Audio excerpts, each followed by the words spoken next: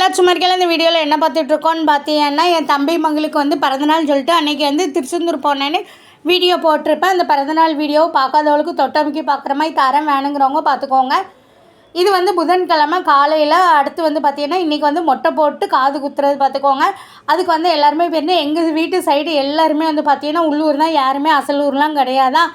எல்லோரும் வந்து பார்த்திங்கன்னா திருச்செந்தூர்காரவங்களாம் இங்கே கோயில் பக்கம் அவ்வளோவா வரவே மாட்டாவோ. பற்றியெல்லாம் அவங்களுக்கு இந்த பில்டிங்கு எல்லாத்தையும் பார்த்துட்டு மொட்டை போடுற இடம் எல்லாத்தையும் பார்த்துட்டு மொட்டை போடுற இடம் இப்படி இருக்குது, எவ்வளோ அழகாக கட்டியிருக்காங்க, எந்த இடம்னே தெரிய மாட்டேங்க உள்ளூர்காரங்களுக்கே அப்படின்னு சொல்லிகிட்டு இருந்தாவோ. அப்போ நான் தானே நீங்கள் வந்து கோயில் பக்கமே வரமாட்டீங்களா, அதனால் உங்களுக்கு தெரியல, நானும் என் மாலும் மாதம் மாதம் வர்றதுனால எங்களுக்கு கொஞ்சம் கொஞ்சம் இடம்லாம் தெரியுது அப்படின்னு சொல்லிகிட்டு இருந்தேன் பார்த்துக்கோங்க.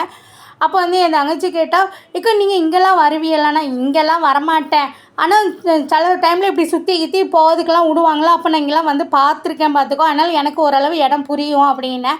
அதுக்கப்புறம் வந்து மொட்டை போடுற இடத்துக்கு வந்தாச்சு பார்த்துக்கோங்க. மொட்டை போடுறதுக்கு வந்து பார்த்திங்கன்னா அந்த குட்டி பாப்பா வந்து நல்லா தூங்கிட்டு இருந்தா. பக்கத்தில் உள்ள மொட்டை போடுற பிள்ளைகள் சின்ன சின்ன பிள்ளைகள்லாம் அப்படியே அழுதுகிட்டு இருந்தது. இவள் தூங்கினதுனால எந்த பிரச்சனையும் இல்லாமல் மொட்டை போடுறவரும் நல்லா அழகாக போட்டு விட்டுட்டார் பார்த்துக்கோங்க.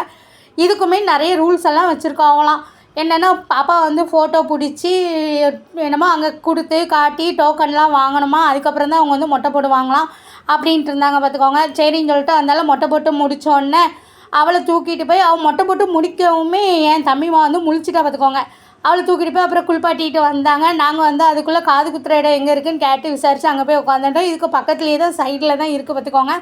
அதனால அங்கே போய் உட்காந்துருந்தோமா. என் மாவன் வந்துட்டு சொன்னால், அக்கா தங்கச்சி உட்காந்துருக்கவே உங்களுக்கு என்ன இங்கே சாப்பாடாக போட்டுதாவோ, நல்லா சமணம் போட்டு அழகாக உட்காந்துருக்கீல அப்படின்ட்டு இருந்தால் பார்த்துக்கோங்க.